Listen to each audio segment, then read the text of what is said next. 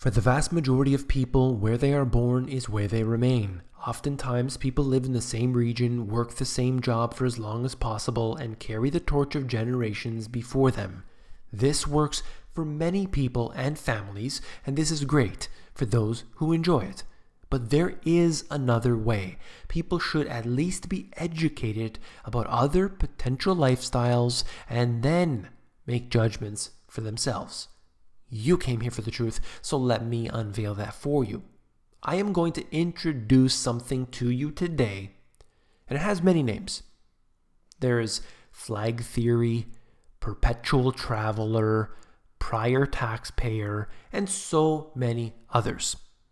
But essentially what we're talking about was officially started by a man named Harry Schultz. He was born in 1923, so this does go back quite a while.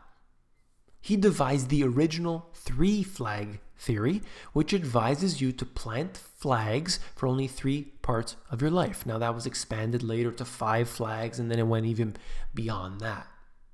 And essentially what we're talking about here is not just having all of your flags in one place.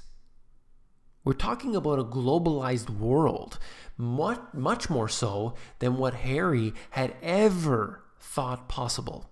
Today with the internet, we have been able to access so much more. So here are the 5 flags. And I'll just cover them briefly. There's too much detail and intricacies here that could be talked about, but I just want to cover a few points just to let people know the potential. Number 1, passport or citizenship in a country that does not tax non-resident income or control your actions. Number 2, legal residence in a tax haven. Number 3, business base and salary earning in a tax haven.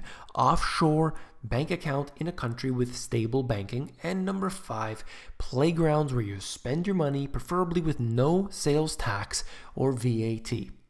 All right, so those are the 5. Now, for the average person who has $1,000 or less in their bank, these may not necessarily apply to everyone. But there are many people today that have taken their business online. They have gone virtual. And this allows people to suddenly take advantage of so much more. What if your earnings weren't coming from that country you were living in? What if you could then have a bank account somewhere halfway around the world? And just so happens that it's a tax haven. What if you owned your personal residence in a place that didn't charge you property tax? These are all things that are possible. Doesn't mean you have to take advantage of it, but it's great to know that it's possible. So, there are many countries out there that allow you, for example, to get a citizenship.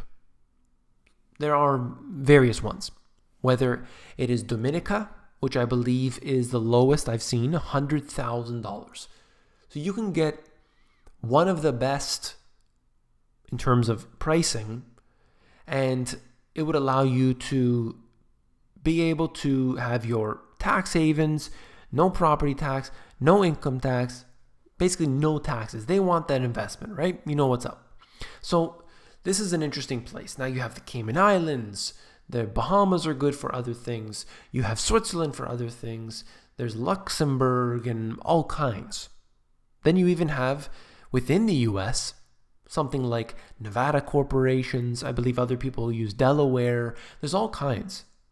There's different places where you can plant your flags. Now, if you're working a 9-to-5 job and you come home, you just have your savings in the bank, you pay your bills, and that's it. That's all you ever want.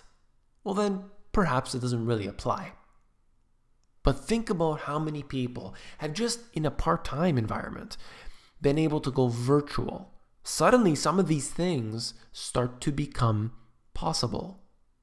So I would advise everybody, just think outside the box.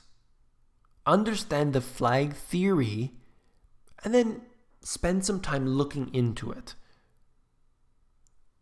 It may not apply to you today, but if you could maybe work towards it, maybe it's a good thing. Now think about this.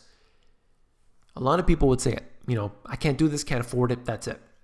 If you live in a place like where I live, Toronto, average home is now selling for, let's say, $1 million. But $1 million in some of these tax haven countries, you're living like a king.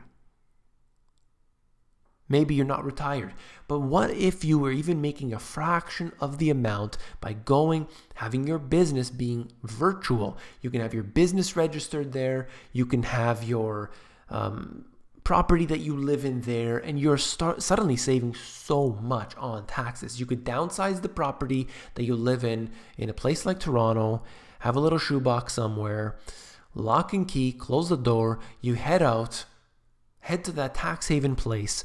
That's where you start earning some income. That's where you're able to basically have this no property tax or minimal property tax. It depends on the different areas. Okay, that's the theory. I just wanted to bring it to you. Look into flag theory. There's other names, as I said, prior taxpayer, perpetual traveler, and others. It's interesting. It's really interesting to see how it works. Even a lot of places that you would have property tax in, you could rent in those countries. So you rent in that particular country and you're a visitor. And a lot of these places, they treat visitors better than they treat citizens. So don't think you necessarily have to become a citizen of that place. That's part of the options that you have. Anyway, I just wanted to, have that light bulb go off. It's an interesting thing what Schultz has created here, or at least theorized and pieced together. Instead of learning how to plant flags, the average person is born in one country. They spend their entire life there. They go to school, including university, in that same country. They get a job in that country. Opens and maintains all of their bank accounts, retirement accounts, and savings account in that country. Keeps the entirety of their finances in the national currency of that country. Owns real estate in that country. Stores their precious metals or whatever in that country. Has only one passport and is from that country, if they have one at all. Now think about that for a second. As they mention here, in utopia, that's all good.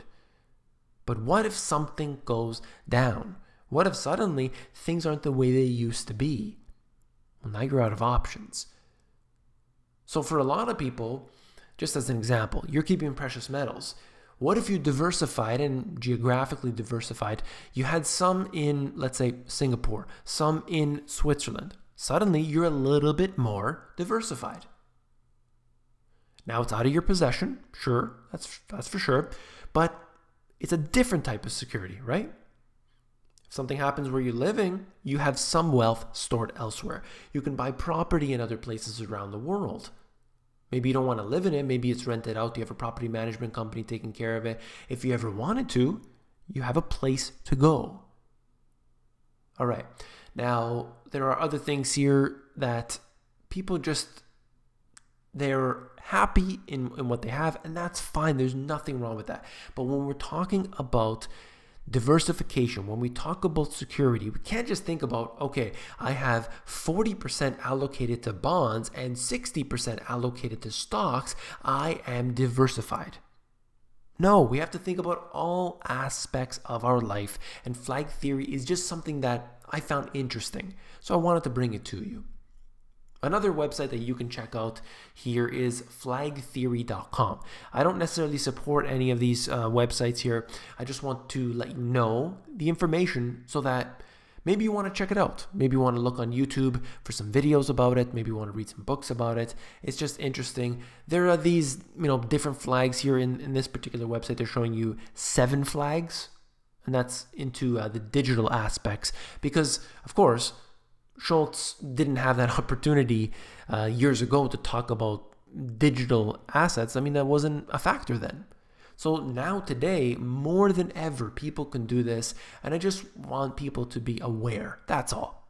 If you found this video informative, please give me a thumbs up. If you want more solutions-based videos, what to do, how we're going to be able to prepare, what should I do, the how-to, the solutions, go to my YouTube channel page, youtube.com/themoneygps, and scroll down to the bottom.